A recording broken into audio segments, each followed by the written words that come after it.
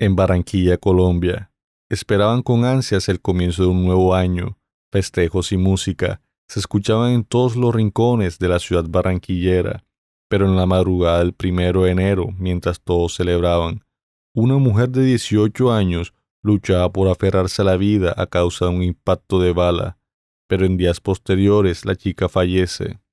La última persona con quien fue vista había sido su novio, pero el paradero de este era incierto. El padre de esta jovencita pasaría casi 3 décadas para poder encontrar al responsable que acabó con la vida de su hija. Te doy la cordial bienvenida a este caso, que retumbó en todas las portadas de medios locales e internacionales. Te invito a que te quedes a conocer todos los detalles en una emisión más en Origen Investigativo. Nancy Mestre era una joven de 18 años, una mujer carismática y risueña, criada en el seno de una familia con costumbres conservadoras. Nacida en la ciudad de Barranquilla, como lo eran sus padres y hermano, la familia Mestre posaba de ciertas comodidades económicas, ya que el señor Mestre era un arquitecto reconocido del área. Vivía en un prestigioso vecindario de la ciudad de Barranquilla, barrio El Golf, conocido por su alta seguridad y poca tasa delincuencial. A la edad de 18 años, Nancy había terminado sus estudios de bachiller en el colegio Marymount. Nancy planeaba irse al extranjero, quería estudiar Derecho Internacional y Diplomacia en los Estados Unidos. A lo que Martín Mestre, su padre, eso lo llenaba de orgullo, pero a la vez también lo llenaba de nostalgia, ya que Nancy para él era la niña consentida de la casa. Era el 31 de diciembre del año 1993. Los 4 miembros de la familia estaban reunidos, brindaban por el comienzo de un nuevo año. Martín Eduardo, el hermano mayor de Nancy, reposaba en su habitación porque en esos momentos estaba recién operado de la rodilla por una lesión provocada en un partido de fútbol. Pasada la medianoche, a pocas horas de los brindis de fin de año, el novio de Nancy, Jaime Sade, pasaría por ella a recogerla.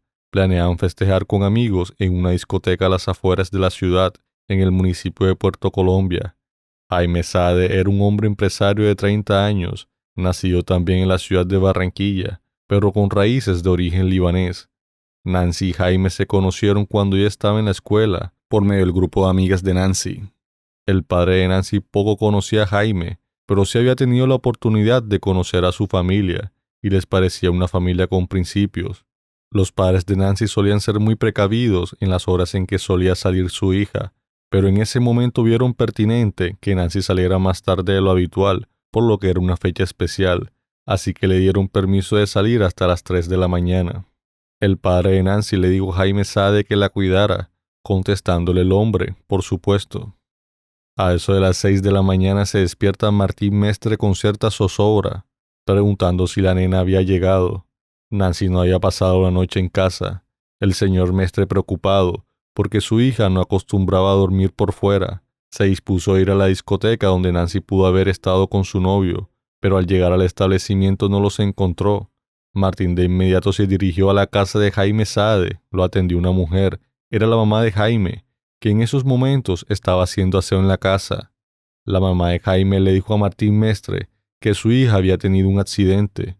Martín, sorprendido, miró hacia el suelo y se le hizo un nudo en la garganta, porque el agua que él creía que estaba pisando en realidad era la sangre de su hija, que producto de la oscuridad que hacía en ese momento, Martín no se había percatado.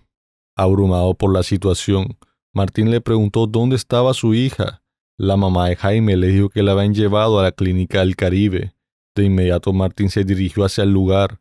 Al llegar al centro asistencial, se tropezó en el pasillo con Alberto Sade, papá de Jaime, quien le dijo que Nancy había intentado quitarse la vida. Martín dijo que eso era imposible, que él conocía muy bien a su hija y jamás haría algo como eso. Martín Mestre de inmediato se dirigió a la sala de cuidados intensivos.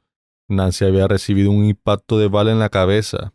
Estaba siendo intervenida quirúrgicamente por un neurocirujano. En el expediente médico que le dieron a Martín, citaba que Nancy fue traída de emergencia envuelta en una sábana sucia de tierra con césped y hojas secas. Nancy tenía múltiples moretones en las piernas y en los brazos.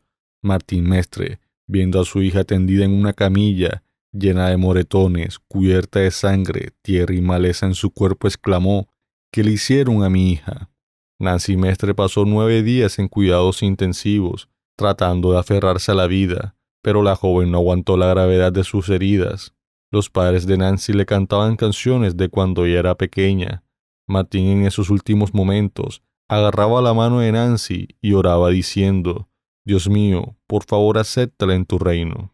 Nancy falleció el 9 de enero de 1994. En los exámenes post-mortem, revelaron que Nancy tenía múltiples hematomas en las piernas y en los brazos. También se encontraron fluidos corporales y laceraciones en su zona íntima, lo que indicaba que fue agredida sexualmente, y algunas de sus uñas se encontraban partidas y con tejido de piel entre ellas, lo que indicaba que hubo una lucha contra su agresor. También se encontraron residuos de pólvora en su mano izquierda, pero Nancy era diestra, lo cual, si hubiera accionado el arma, tendría que hacer una acción poco probable y dificultosa para dispararse. La bala ingresó por el costado derecho de la sien, y en la mano derecha de Nancy no se encontraron residuos de pólvora. En la prueba toxicológica se encontraron sustancias nocivas en su torrente sanguíneo, como escopolamina y otras sustancias psicoactivas. El fiscal investigador a cargo, Luis Felipe Colmenares Russo, descartó la posibilidad de que Nancy pudiera haber acabado con su vida y empezaron a centrarse por un posible caso de abuso y homicidio. En la casa de Saade se halló un revólver de la marca Llama Scorpio envuelto en un pantalón que estaba debajo de la cama. También se halló un sobrecama ensangrentado. En los exámenes de hemoclasificación usado para identificar el grupo sanguíneo, arrojó un tipo de sangre A positivo en la sábana ensangrentada encontrada en la casa de Jaime, lo cual involucraba la presencia de más agresores, ya que Nancy y Jaime Saade eran del grupo sanguíneo O positivo. Por la época en que fueron dados los hechos, no fue posible enviar a los Estados Unidos las muestras de los fluidos corporales hallados en la zona íntima de Nancy Mestre, lo que pondría mucha más dificultad a la hora de encontrar a los agresores. De acuerdo a las evidencias adquiridas, todo apuntaba a Jaime Saade como el presunto culpable del asesinato de Nancy Mestre, así que la policía dio orden de captura para Jaime Saade Cormane. Se allanaron varias viviendas de amigos y conocidos de Jaime Saade, pero no se halló su paradero. En los días en que Martín estaba en la clínica acompañando a Nancy, se acercaron 2 hombres que sintieron cierto interés por lo sucedido a la joven, y le propusieron a Mestre que ellos podían encontrar a Jaime como fuera en el menor tiempo posible, dándole a entender a Martín que estaban dispuestos a hacer justicia por mano propia. Martín Mestre rechazó la propuesta de estos 2 hombres, aferrándose a sus principios religiosos, diciendo que la violencia solo trae más violencia, y que la única forma en que pagaría Saade era llevándolo a la justicia colombiana, que era la que dictaminaría el destino de Jaime.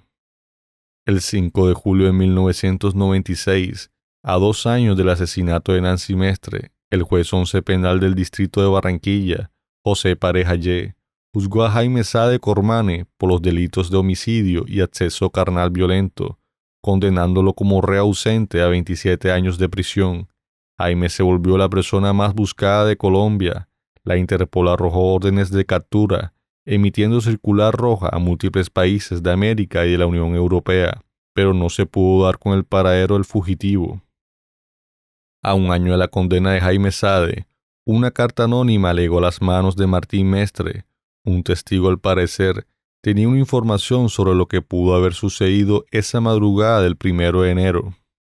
Señor Mestre, la conciencia no me deja vivir tranquila por lo horroroso del caso, y al verlo en días pasados en un noticiero de la televisión me resolví, aunque en forma cobarde, porque no me he atrevido a ir a las autoridades, por temor a que ellos también me mataran. Siempre cuando voy a la iglesia, le pido a Dios que me perdone y oro por su hija y por ustedes. El día 1 de enero al amanecer, yo estaba esperando que un señor que es celador por ahí cerca me cambiara una de las llantas del carro a muy pocos metros del sitio de los acontecimientos, y observé a una jovencita que estaba parada al lado de una camioneta, Chevrolet negra con blanco, hacía ademanes de desespero y miraba el reloj como impaciente. También pitaba la camioneta, y como nadie le respondía subió al 2.º piso. Era para buscar o llamar a alguien. Ya habían terminado mi carro, cuando alcancé a oír tremendos gritos de hombres, y fue cuando decidí subir también.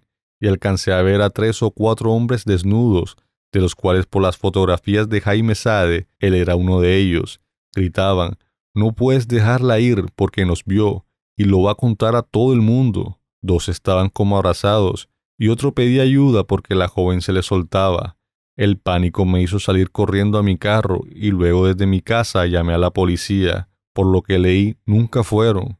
Por la apariencia de los hombres estaban drogados y me pareció ver a uno como pintado o maquillado, y estoy segura que a su hija la mataron para que no contaran que eran drogadictos y homosexuales. Dios los bendiga y me perdone. Las autoridades no pudieron hallar a la persona que escribió esta carta, ni tampoco corroborar su testimonio ni la veracidad del mismo.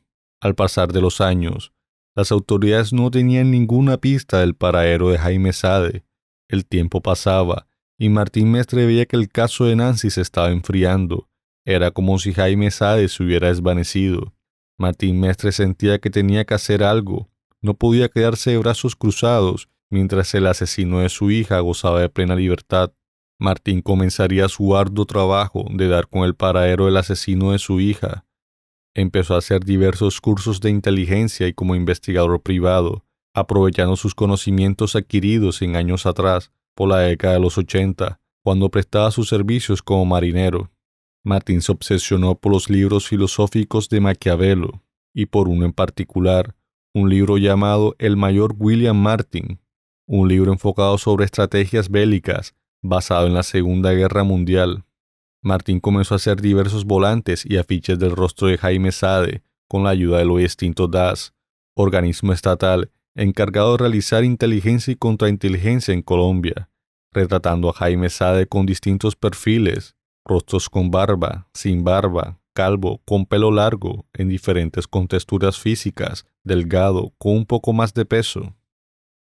Martín trabajaba las pesquisas de su caso de forma independiente, así que en su ámbito laboral trabajaba a medio tiempo y el tiempo restante se lo dedicaba a recopilar información que pudiera dar con el asesino de su hija. Anualmente, Martín solía ir a diversos medios locales de comunicación, exponiendo lo sucedido a Nancy, para así poder mantener el caso de su hija latente. Martín Mestre frecuentaba los sitios que solía ir Jaime Sade, universidades, clubes sociales, cualquier lugar donde alguien pudiera darle pistas del fugitivo, pero nadie le daba noticia alguna. En una ocasión se hizo pasar como vendedor ambulante y logró enterarse por medio de un conocido de Jaime que a solo días del crimen, Jaime le había pedido dinero a uno de sus primos, alrededor de 25 millones de pesos, unos $50,000 al cambio de la moneda actual, para poder costear su salida del país. Martín Mestre no pudo corroborar esta información, pero cualquier dato, por muy pequeño que fuese, ayudaba a estar más cerca del fugitivo. Martín trataba de que su caso permaneciera en vigencia, así que cada vez que cambiaban a los investigadores a cargo de su caso, iba con su portafolio lleno de documentos a ponerlos al día de todos los pormenores. Martín Mestre, en un reportaje que le hizo una prensa local, dijo que él le rogaba a Dios que le diera fuerza y salud para encontrar al agresor de su hija, aunque le tomara años. Iba a dar todo de sí para dar con el paradero de Jaime Sade. Para los años 2004 y 2006, llegaría una de las redes sociales más importantes del mundo, Facebook. Martín creó una página nombrada Buscando el asesino de mi hija. Esta página le traería mucha información relevante al caso, pero a la vez mucha información falsa. Le llegaban mensajes que decían haber visto a Jaime en Barranquilla, otros fuera del país, en algunas ciudades de Estados Unidos. También decían haberlo visto en algunas localidades de Europa, siendo estos datos poco precisos de dónde pudiera estar escondido Jaime. A lo largo de su investigación, le llegaron múltiples amenazas por parte de allegados de Jaime Sade. Martín llegó a temer por su propia vida, así que decidió ser más cauteloso. Con la ayuda de las autoridades, crearon diversos perfiles falsos de 2 hombres y 2 mujeres, haciéndose pasar por personas con descendencias libanesas, originarios de la región de Aracataca, Colombia. Querían congeniar por medio de su parentesco étnico y así poder infiltrarse en el círculo más cercano de la familia de Sade. Esto le tomaría a los investigadores y a Martín Mestre años de trabajo para poder ganarse la confianza de algunos miembros de la familia de Jaime.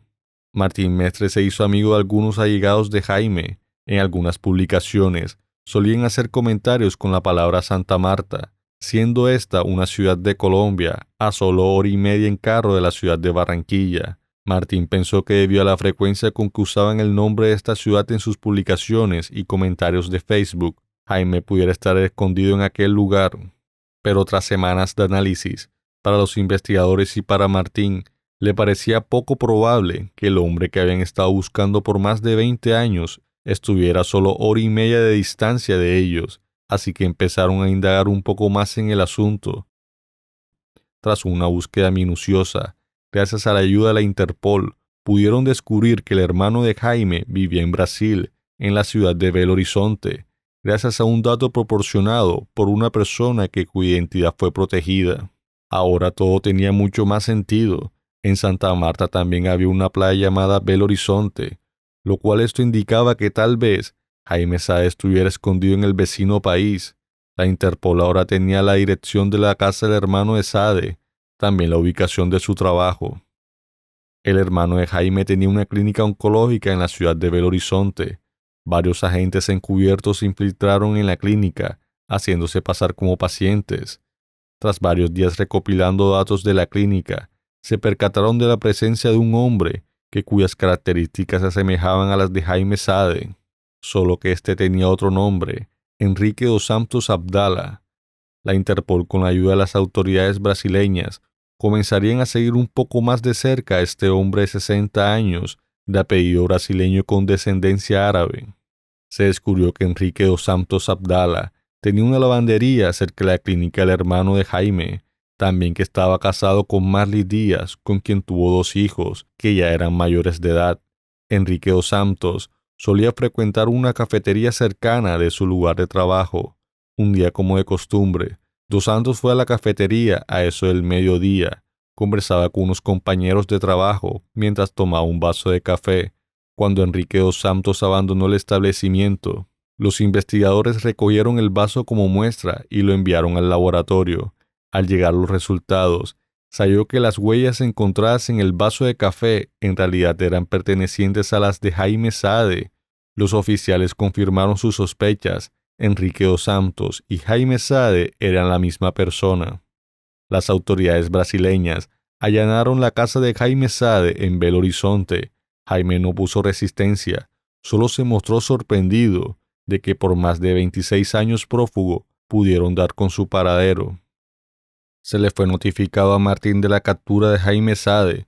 Martín Mestre, tras escuchar la noticia, no pudo contener las lágrimas. Martín decía que en ese momento lo único que hacía era llorar y darle las gracias a Dios. El asesino y agresor de su hija por fin estaba tras las rejas. Sade pagaría por todos sus delitos. Jaime Sade esperaba su juicio dentro de la penitenciaría de Minas Gerais. Dentro de la prisión, Jaime le escribió una carta al gobierno colombiano, declarando su inocencia. En la carta escrita a mano, Jaime explica su versión de lo que pasó esa madrugada del 1 de enero. Jaime dijo que en días anteriores al suceso, Nancy estaba depresiva, ya que Nancy le había confesado que había tenido un aborto semanas atrás. Jaime expresó en la carta que el día de los acontecimientos, después de haber ido a múltiples discotecas, fueron a su casa y consumieron drogas y alcohol.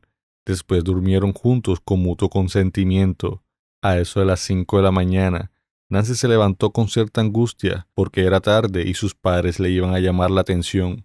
Jaime se dirigió al baño, cuando minutos después escuchó un disparo en la habitación. De inmediato salió del baño y encontró a Nancy tendida en el suelo con el revólver al lado de ella. Jaime, con la ayuda de su padre y de una mujer que vivía como inquilina en la casa, cargaron a Nancy envuelta en una sábana y la colocaron en la parte de atrás de la camioneta. En la carta, Jaime describe que los moretones que se le hicieron a Nancy fue producto de las veces que se le resbaló al momento de cargarla, por lo que estaba desnuda. Después de haber llevado a Nancy al hospital, Jaime se fue a su casa para cambiarse de ropa. Estando en la casa, escuchó los gritos del papá de Nancy. Jaime se asustó y escapó por la parte de arriba del techo de la casa. Después se dirigió a la ciudad de Aracataca. Debido a las murmuraciones que se hacían en su contra, procedió a irse a la ciudad de Bogotá. Desde allí cogió un vuelo hacia Brasil. esperando a que Nancy se mejorara. Él decía que tenía planeado volver, pero cuando vio la noticia de la muerte de Nancy, descartó esa opción, ya que según él, nadie le iba a creer lo que había sucedido. La única persona que sabía lo que realmente pasó ya no estaba. Así que decidió quedarse en Brasil, porque él decía que no iba a pagar algo que no cometió. En la carta también expuso que lamentaba mucho la pérdida de Nancy, que tanto para él como para su familia fue una pérdida muy dolorosa. Martín Mestre no creyó en las palabras de Jaime Saade. El gobierno colombiano le envió una carta al Tribunal Supremo de Brasil, donde le pedían la extradición de Jaime Saade Cormane. El 18 de septiembre del 2020 fue el juicio virtual de Jaime. Los 5 magistrados del Supremo Tribunal dictaminarían lo que pudiera ser la extradición o la no extradición de Jaime Saade a Colombia. El resultado que dictaminaron los jueces fueron 2 a favor de la extradición por parte de los ministros Gilmar Méndez y Carmen Lucía, y los 2 ministros Edinson Fachin y Ricardo Lewandowski votaron por no extraditar a Jaime. El 5º ministro, Celso de Melo, estaba ausente ese día por licencia médica, así que el empate favorecía al detenido, lo cual Jaime Saade no sería extraditado a Colombia, por lo que Jaime Saade sería puesto en libertad, ya que para la justicia brasileña, su condena en Colombia ya había prescrito en Brasil. La prescripción de un delito por homicidio en Brasil es de 20 años. Jaime llevaba 26 años viviendo en Brasil. Esto le cayó como un balde de agua fría para la familia Mestre. Martín decía que la suerte de él y la de su familia la habían definido como un partido de fútbol. Martín Mestre no lo podía creer, de cómo estando tan cerca que se hiciera justicia, estuviera pasando algo como esto. El equipo de abogados de Martín Mestre, conformada por la abogada de Derecho Internacional, Margarita Sánchez, y los licenciados Bruno Barreto de Brasil y Fabio Mar en Colombia, interpusieron una impugnación en la que pedían a los ministros que revisaran la decisión en base de 2 argumentos. El primero, que la prescripción del delito de homicidio quedó interrumpida cuando Jaime cometió los delitos posteriores de estafa y falsificación de documentos. El segundo argumento es que el empate no debió de beneficiar a Jaime Saade, ya que el proceso de extradición no es una acción penal. Barreto argumentó que el Supremo Tribunal debió haber citado a un magistrado de otra clase para que participara en el juicio y así desempatara, o debió esperar el regreso del ministro faltante, quien estuvo ausente ese día por licencia médica. El ministro de la Suprema Corte, Alexandre de Moraes, dictaminó que el padre de Nancy sí tenía derecho a interponer una acción de rescisión y votó a favor de revisar la decisión que impidió la extradición de Jaime Saade Cormane, lo cual se haría otra audiencia el 26 de abril del 2023. Un ministro que había votado en contra anteriormente se retractó y expuso los motivos de su cambio de parecer. La Comisión Interamericana de Mujeres, en el ámbito del mecanismo de seguimiento de la Comisión de Belén, aprobó la ley modelo para prevenir, sancionar y erradicar la muerte violenta de mujeres y niñas, en la que recomienda expresamente que el delito de feminicidio sea considerado imprescriptible. Así que con el voto del ministro Edinson Fachin, se aprobaba la extradición de Jaime Saade. Martín Mestre en la audiencia virtual no dejaba de llorar de alegría. En el juicio se tocaron varios condicionantes para la extradición de Jaime Saade. Uno de ellos era que le quitaran el delito de violación, ya que ese delito había prescrito en Brasil, y la otra condición fue que se le descontara el tiempo que estuvo detenido en Brasil en la condena impuesta en Colombia. Las autoridades colombianas aceptaron los términos. Se terminaba la zozobra para Martín Mestre y su familia. Solo era cuestión de tiempo para que el agresor y asesino de su hija fuera extraditado a territorio colombiano. El 1 de mayo del 2023, Jaime Saade fue capturado nuevamente por las autoridades brasileñas en el municipio de Marechal Deodoro, en Alagoas. Desde allí lo transportaron en un avión de la policía a Minas Gerais. Un año después, Jaime Saade fue extraditado a Colombia. El 11 de abril del 2024, Jaime llegó al aeropuerto El Dorado de Bogotá, Colombia, en un vuelo comercial resguardado por agentes de la Interpol. Saade llevaba esposas púrpuras, cuyo significado es la representación de la justicia contra la mujer, haciendo referencia a la ardua lucha contra la violencia de género. Ese mismo día, en las horas de la noche, Jaime Sade fue llevado en un vuelo a la ciudad de Barranquilla. Fue escoltado hasta Medicina Legal para posteriormente llevarlo al centro penitenciario El Bosque. Ahí pagará una condena de 16 años de prisión, pero lo más probable es que su condena se reduzca por buena conducta. Ahí se acaba la ardua e incansable búsqueda de un padre que pasó una gran parte de su vida buscando al asesino de su hija. Muchos medios lo nombraron como héroe, pero Martín decía que él no era un héroe, solo era un padre que amaba a su familia. También decía que era su deber luchar hasta ver el asesino de su hija tras las rejas. Por hoy llegamos al final de este caso. Como siempre, esto lo hacemos con mucho respeto hacia las víctimas y sus familiares. Gracias por quedarte hasta el final de este video. Suscríbete y deja tu me gusta. Recuerda dejar tu opinión en la caja de comentarios sobre lo que te pareció el caso del día de hoy. De corazón te deseo que tengas un excelente día. Nos vemos en una próxima emisión.